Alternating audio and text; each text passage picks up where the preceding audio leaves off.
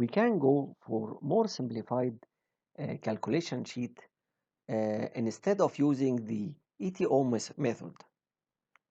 So if we are going to start the calculation depending on a certain values of consumption per each green areas. According to the type of plantation and water requirement assumption, the daily water required can be revealed, and the water storage for minimum 1 day shall be stored in a separate tank. So in this case, we can follow the indicated design parameters or the consumption for different type of plantation. These figures are commonly used. They are not the specific figure for each lawn area or shrubs or small trees. However, we can use it a rough estimation for the consumption, and you can use it for figuring out or calculation a rough estimation for the total requirement for the landscape area. As we said that the most accurate equation for the calculation of this shall have more than one factor.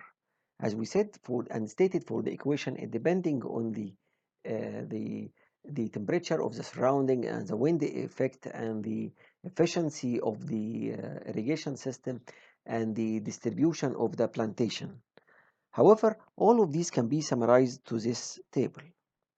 So by easy, if you go, you will find that if we had an irrigation by sunset and night, you have to scheduling the irrigation on 2 times per day. We can estimate it for that.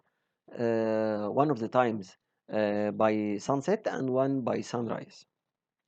And by estimation of irrigation duration for the total day will be about from 5 to 8 hours for all the plantation.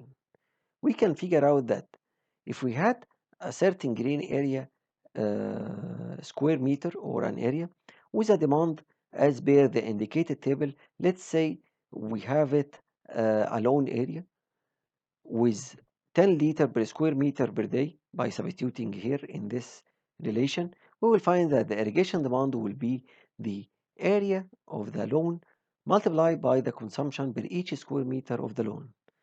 So this will calculate the required cubic meter per day. So if we go back for the estimated working duration from 5 to 8 hours and substituting here through this relation, you will find that, or by dividing the daily required cubic meter by the estimated duration for irrigation, you will figure out the anticipated flow rate from the pumps. We have another way of calculation. Instead of using the areas even through the rough estimation table or through the ETO method, we can use the calculation through the connected devices as per the plantation type. So the flow rate estimation and daily requirement depending on a number of connected devices can be summarized to the below tables. First, you can use the indicated tables for guidance. We have three main tables. Each table is reflecting a certain plantation. So if we go for the first table, we will find that the plantation type here is lawn or grass. While for the second table, it's a table for shrubs and ground cover. And for third tables, it's for palm tree and large trees. So as we said, why we are dividing the total project to three different tables. Each table, as we said, are working with a certain working duration. So for the sprinkler, we have an activation duration of 15 minutes, while for the irrigation duration of the shrubs and ground cover are 30 minutes, and for the palm and large trees are 60 minutes. So each table is adding or gathering all the plantation that are working or requiring a certain duration for irrigation. So if we take a sample from the sprinkler irrigation, we will recognize that we add here the type of plantation, the type of sprinkler system, the estimation flow rate will be per outlet will be about 1 cubic meter per hour for each device, and then each valve box nomination serving a certain area. So if we have valve box 1 serving about 10 sprinklers or 10 outlets, the total flow rate will be 10. 10 by which is 10 outlets multiplied by the flow rate of each outlet. And therefore an irrigation of about 15 minutes, you will calculate the required total volume required by this plantation for a certain day. And this is so for the valve box 2 or 3 or 4. And if we go for the plantation type of the shrubs or ground cover here, you will find the consumption of the plantation here will not be by device. It can be calculated through liter per hour per square meter. Or in another way, you can add for a certain square meter the number of connected emitters for the drip irrigation system.